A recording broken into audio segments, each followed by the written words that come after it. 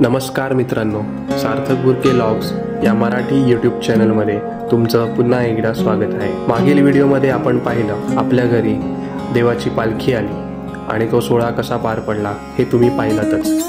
पण हा सोहळा पार पडण्याआधी शिमग्याची सुरुवात कशी केली जाते ही आपण या व्हिडिओमार्फत जाणून घेणार आहोत। तुम्हाला जर माझा व्हिडिओ आवडत असतील तर चॅनलला नक्की लाईक, शेअर आणि सबस्क्राईब करायला विसरू नका। कोकणातील माणूस कितीही लांब कामधंद्यासाठी गेला तरी सुद्धा गणपती आणि शिमगा हे सण आले की त्याचे पाय आपोआप आपल्या गावाकडे वळतात। कोकणात विशेषतः रत्नागिरी जिल्ह्यात शिमगा सण सुमारे 5 ते 15 दिवस साजरा केला जातो।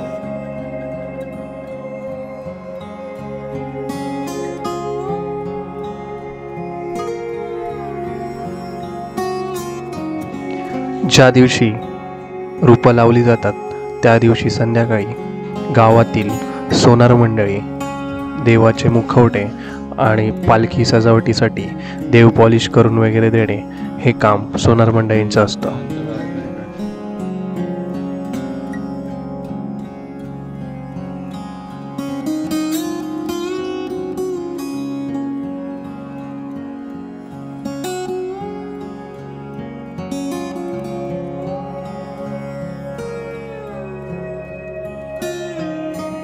रूपं लावण्यासाठी आणि पालखी सजावटीसाठी गावातील सगळे तरुण मंडळी आणि गावातील ग्रामस्थ, मानकरी तसेच ज्यांना ज्यांना जी कामं नेमून दिली आहेत ते सगळे ग्रामस्थ उपस्थित राहतात।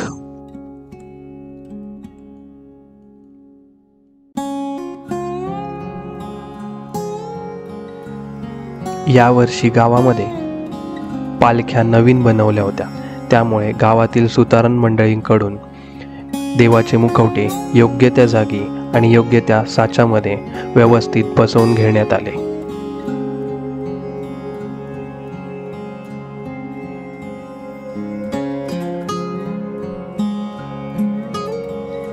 सोबतच देवाचे मुखवटे पॉलिश करण्याचे आणि त्यांना दागिने घालण्याचे काम चालूच होते।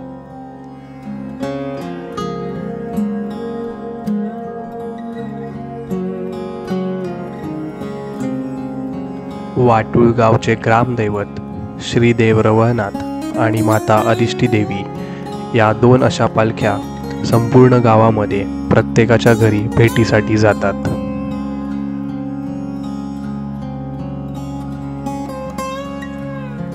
एका पालखीमध्ये देव रवळनाथासोबत आई विठ्ठला देवी आणि आई पावणा देवी या दोन्ही देवे बसलेल्या आपल्याला पाहायला मिळते, तर दुसऱ्या पालखीमध्ये आई आदिष्टी मातेसोबत आई जाका देवी आपल्याला बसलेली पाहायला मिळते।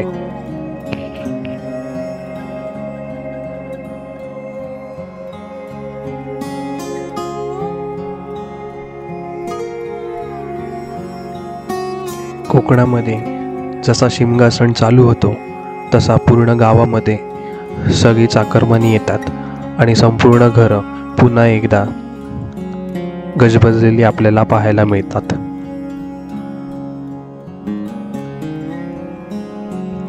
देवाची पालखी सजवण्याचा आनंद आणि जे सुख असतं ते शब्दात वर्णन करणं खूपच कठीण आहे।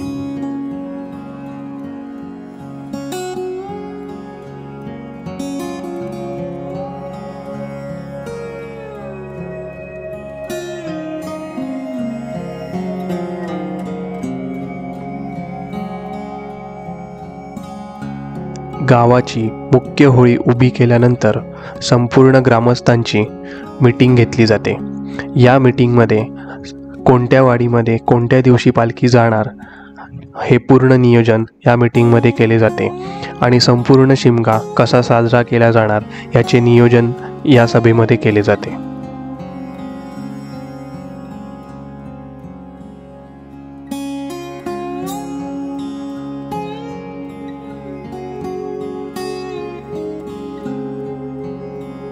सगळे विचारतात शिमग्याला कोकणामध्ये काय असतं, तर कोकणामध्ये देव चक्क आमच्या भेटीसाठी आमच्या घरी येतो आणि हे सुख अनुभवण्यासाठी तुम्हाला कोकणातच यावं लागेल।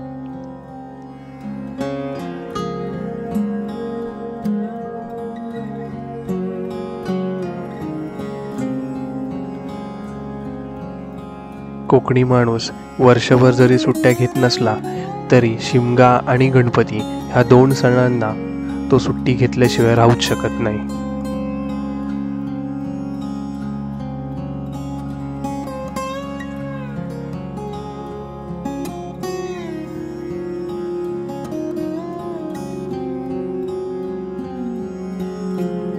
कोकणामध्ये प्रत्येक गावामध्ये वेगवेगळ्या पद्धतीने शिमगा साजरा केला जातो.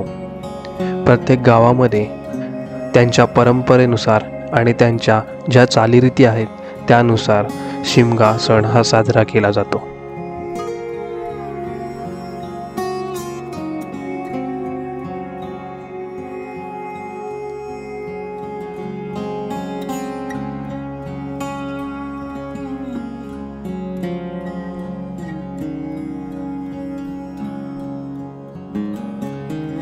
दोन्ही पालख्या सजवून झाल्यानंतर दुसऱ्या दिवसापासून पालखी घरी जाण्यासाठी सज्ज होतात.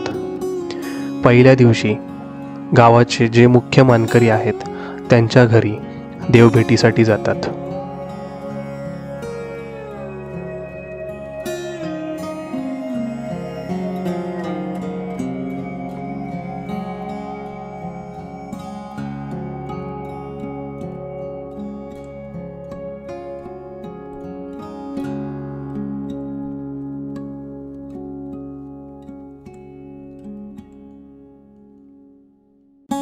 शिमगा सण हा जर तुम्हाला अनुभवायचा असेल तर तुम्हाला एकदा तरी कोकणामध्ये यावंच लागेल. तर तुम्ही नक्की कोकणामध्ये या. कोकण आपलंच असा.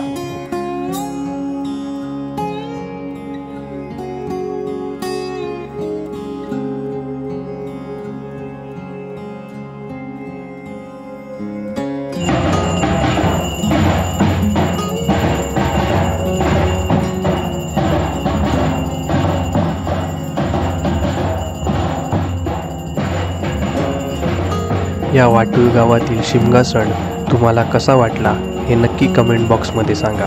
जर व्हिडिओ आवडला असेल तर नक्की लाईक, शेअर आणि चॅनलला सबस्क्राईब करायला विसरू नका. धन्यवाद.